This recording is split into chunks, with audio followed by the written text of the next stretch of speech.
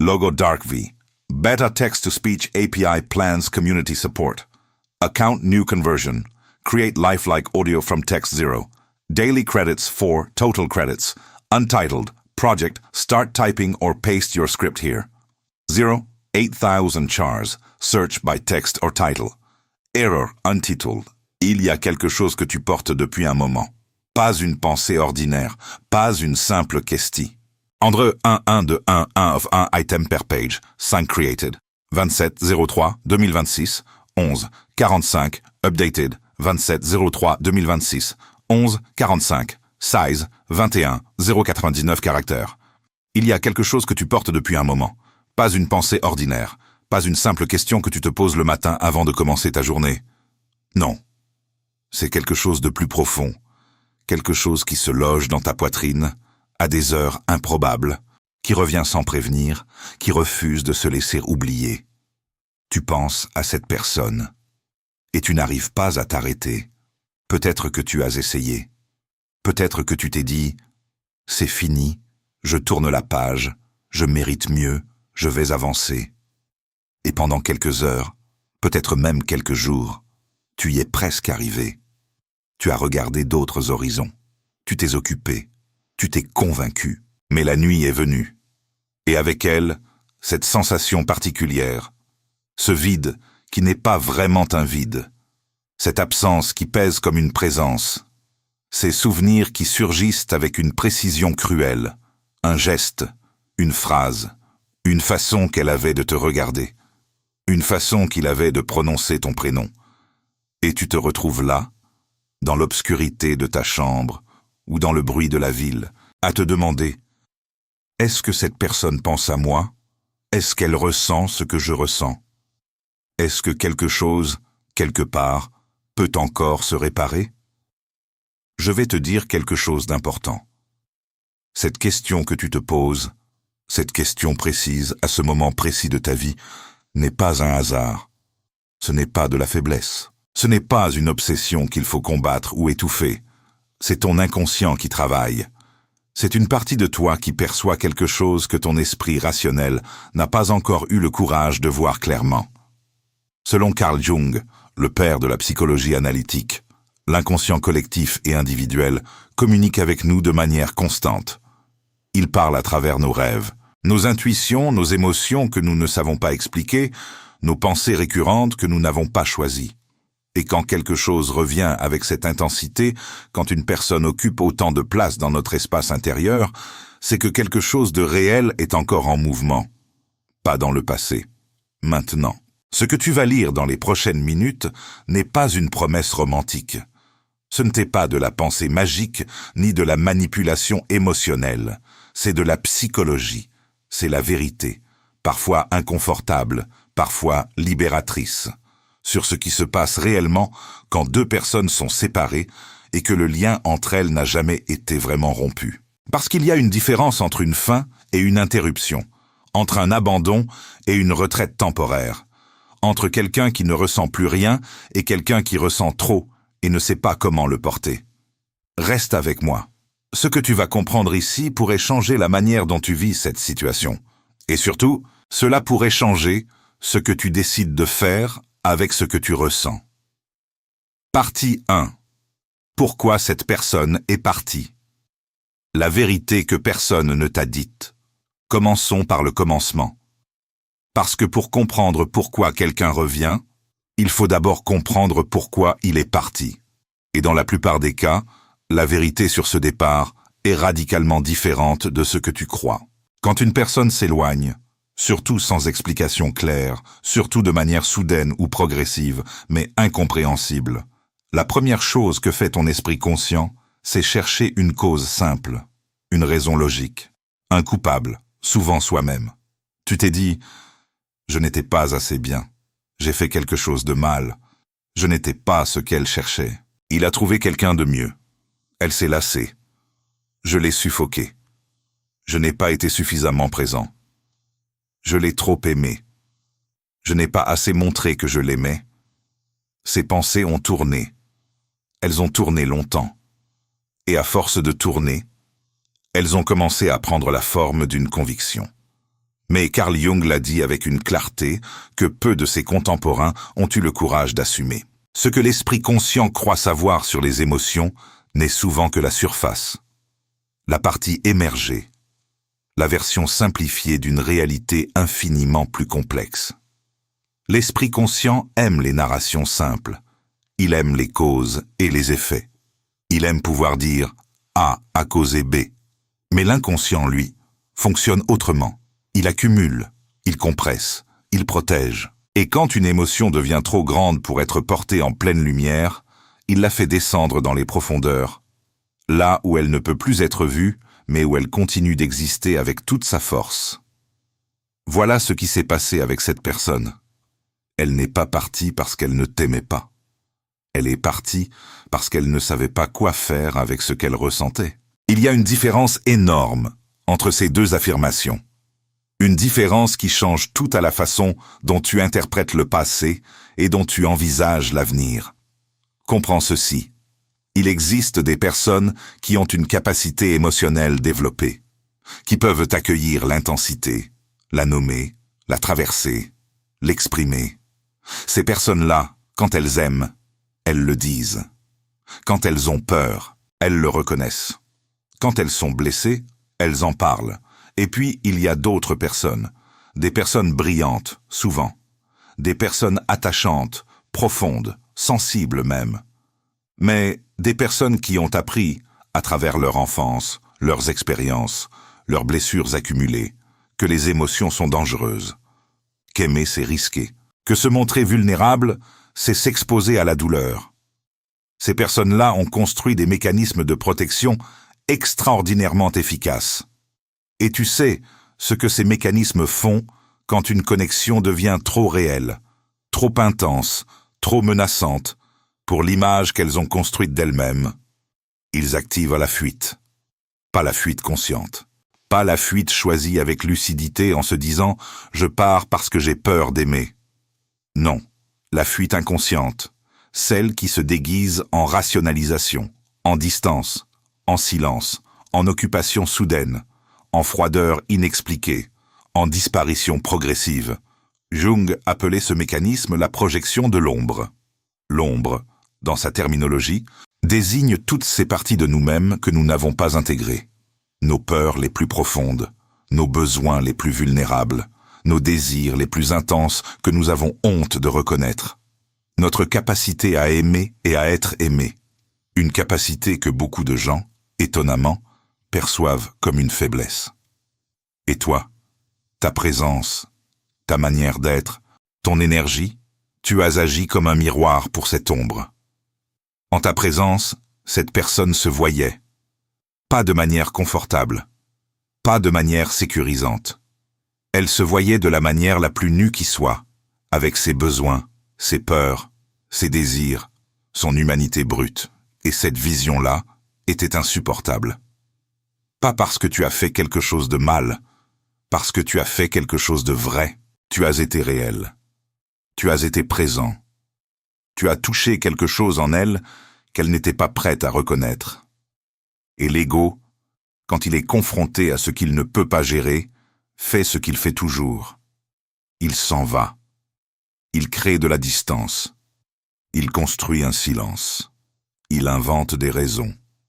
Et toi, tu as interprété ce silence comme un manque d'intérêt, comme un rejet, comme la preuve que tu n'étais pas assez. Alors que c'était exactement le contraire. Le départ de cette personne n'était pas la preuve que tu comptais peu. C'était la preuve que tu comptais trop, tellement que son système psychologique entier a préféré la fuite à l'exposition. Prends un moment pour laisser entrer cela, parce que si tu comprends vraiment cette dynamique, pas intellectuellement, mais profondément, alors ce qui suit va prendre une dimension entièrement différente. Partie 2. Ce que cette personne vit en ce moment, à l'intérieur de son silence. Maintenant, parlons de maintenant. Parce que pendant que tu te débats avec tes pensées, pendant que tu essaies de comprendre ce qui s'est passé, pendant que tu navigues entre le deuil et l'espoir, cette personne, elle aussi, traverse quelque chose qu'elle n'avoue peut-être à personne, quelque chose qu'elle a essayé de toutes ses forces de faire taire. Voilà ce que la psychologie jungienne nous dit sur les personnes qui fuient une connexion profonde. Elles ne trouvent jamais vraiment la paix dans cette fuite. Parce que ce qu'elles fuyaient, l'émotion, la connexion, le lien, ne disparaît pas avec la distance physique. Il continue d'exister, à l'intérieur, dans l'inconscient, comme une pression qui s'accumule. Imagine un récipient fermé. Tu peux l'ignorer. Tu peux le ranger dans un placard. Tu peux empiler d'autres choses par-dessus pour ne plus le voir. Mais la pression à l'intérieur, elle, ne fait qu'augmenter. C'est exactement ce qui se passe en ce moment chez cette personne. Elle a essayé de remplir l'espace que tu occupais. Elle a multiplié les activités. Elle s'est plongée dans le travail, les sorties, les nouvelles rencontres. Elle a peut-être même semblé aller très bien de l'extérieur, souriante, occupée, libre. Mais quelque chose clochait, et elle le savait. Les nouvelles connexions manquaient de substance. Les conversations semblaient légères, là où les vôtres avaient de la profondeur. Les moments de bonheur avaient quelque chose d'artificiel, comme une musique jouée dans la mauvaise tonalité, techniquement correcte, mais fausse dans l'âme. Et dans ces moments de solitude, ces moments que tout être humain connaît, quelle que soit l'agitation de sa vie sociale, tu es revenu, pas de manière romantique, pas de manière poétique, de manière brute et directe, comme l'inconscient fait toujours les choses. Ton visage, ta voix, un geste que tu avais, une blague que tu aurais faite, une façon que tu avais de la regarder, une qualité de silence particulière que vous partagiez. Ces images et ces sensations sont revenues. Au milieu d'une conversation avec quelqu'un d'autre, dans un rêve dont elle s'était réveillée avec un sentiment étrange et indéfinissable, en entendant une chanson dans un café, en voyant quelqu'un qui avait vaguement ta silhouette. Et à chaque fois, elle a essayé d'étouffer, chasser la pensée, la rationaliser, se dire « c'est normal, ça prend du temps, ça passera ». Mais Jung l'a formulé avec une précision chirurgicale. Ce qui est refoulé ne disparaît pas. Il prend de la force dans l'obscurité. Il cherche une sortie. Et plus on le réprime, plus il revient avec intensité. C'est la loi fondamentale de l'inconscient.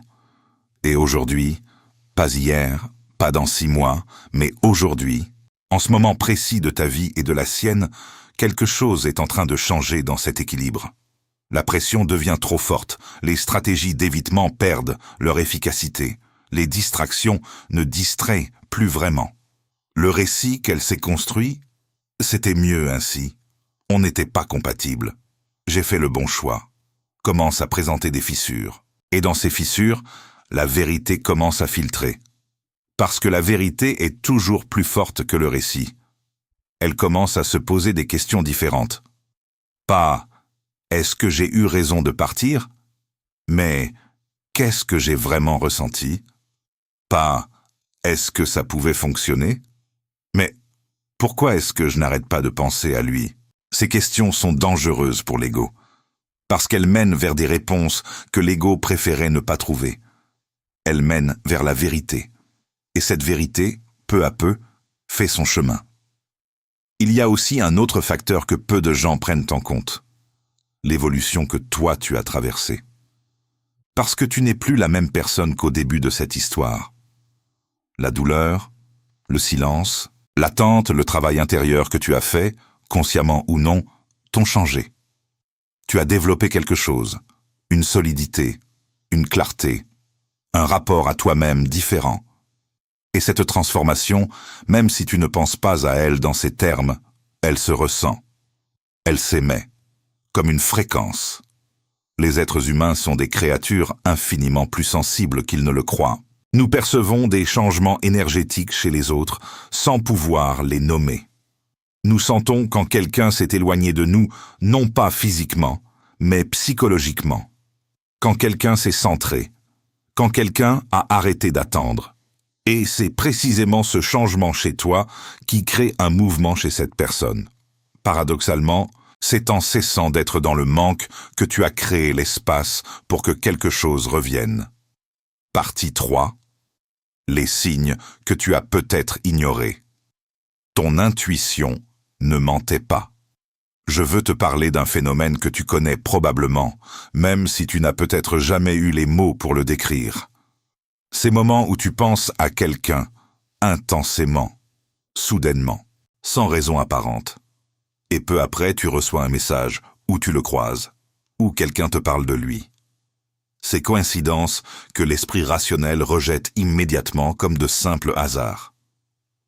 Jung avait un mot pour cela. La synchronicité.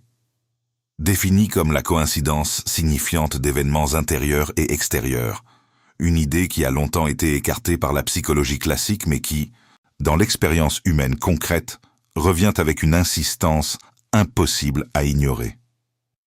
Mais au-delà de la synchronicité, il y a quelque chose de plus simple, de plus ancré dans ce que nous savons de la psychologie et de la biologie.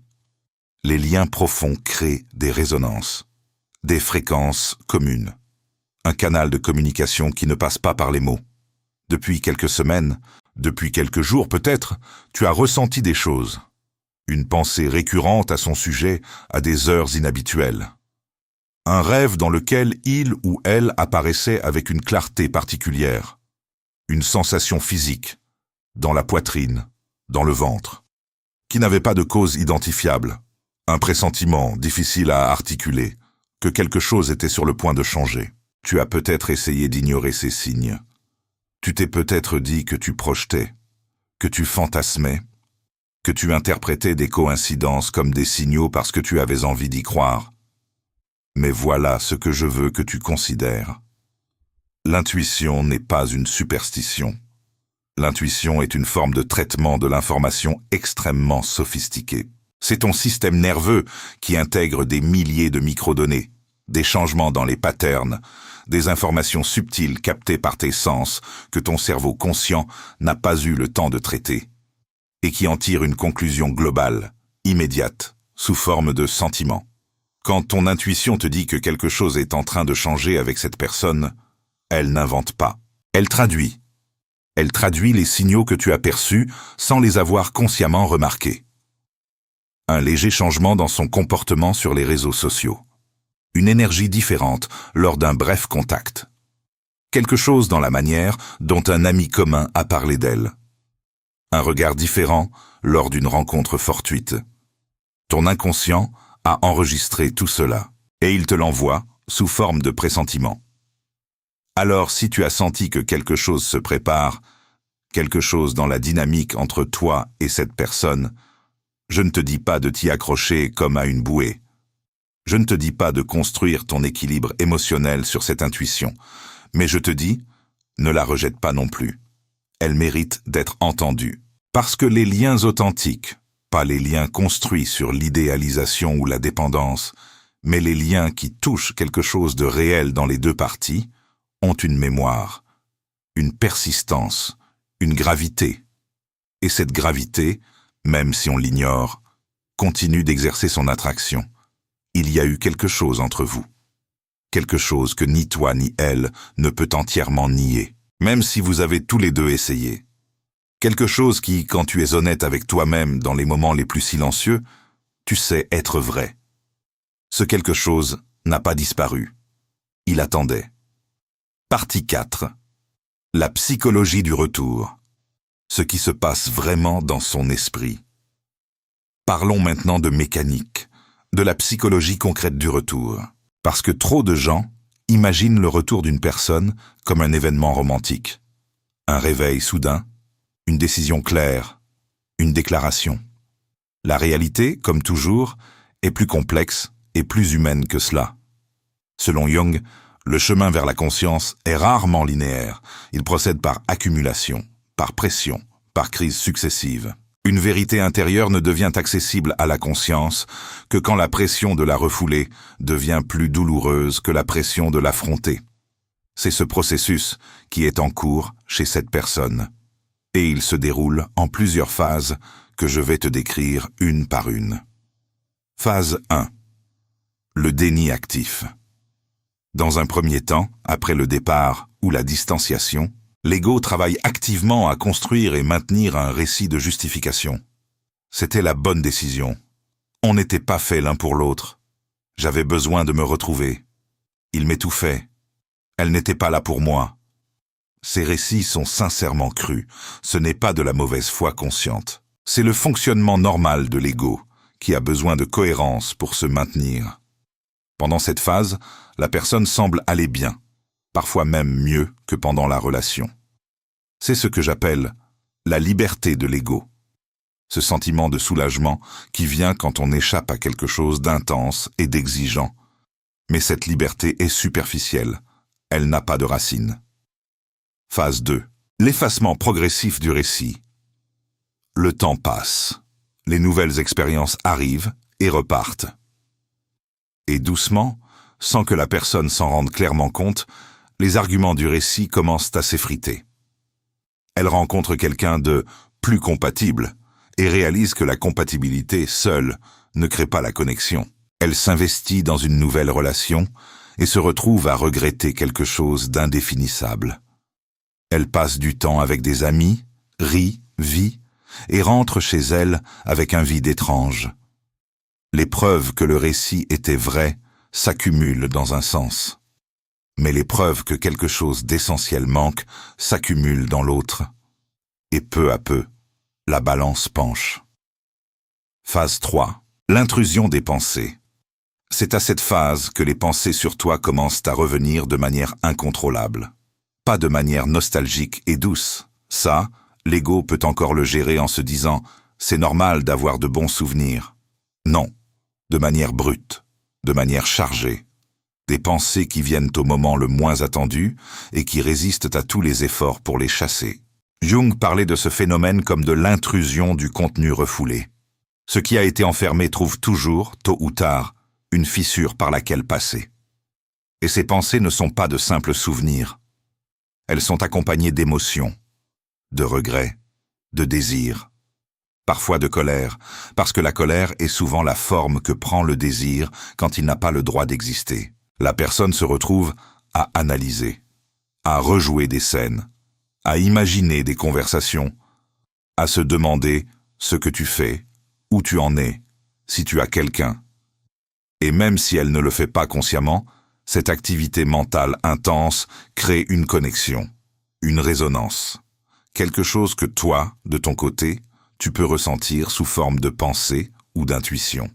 Phase 4. Le conflit intérieur. C'est la phase la plus douloureuse pour cette personne, et paradoxalement, c'est aussi la phase la plus prometteuse pour toi. Elle sait maintenant, même si elle résiste encore à le formuler clairement, qu'il y avait quelque chose de vrai dans ce qu'elle a abandonné. Elle sait que le récit qu'elle s'est construit était incomplet, peut-être même faux. Mais l'ego, lui, elle résiste encore.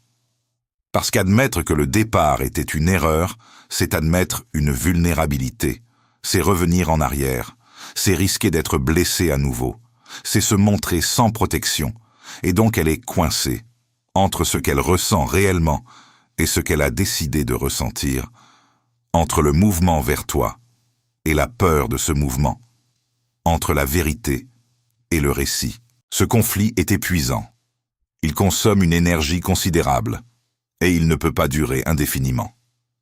Phase 5. Le point de rupture. C'est inévitable. Pas dans les termes dramatiques auxquels on pense habituellement, mais dans les termes simples et humains d'une pression qui devient insoutenable.